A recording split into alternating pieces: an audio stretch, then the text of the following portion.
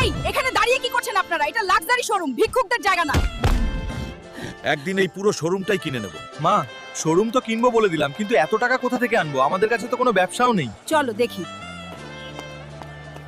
যে দুবাইয়ের শেখের ছেলেকে টিলুর গ্যাংয়ের হাত থেকে উদ্ধার করবে তাকে 1 বিলিয়ন ক্যাশ দেওয়া হবে। তাহলে আমাদের কাছে শুধু টাকাই টাকা থাকবে। চলো। ও টিলু, এই শেখের ছেলেকে এখনই ছেড়ে দে, না হলে ভালো হবে না। যদি তুই এই শেখের ছেলেকে ছাড়াতে চাস তবে আমার বাম্বু ভাইয়ের সাথে কুস্তি লড়তে হবে। মঞ্জুর আছে। চলো, চলে এসো।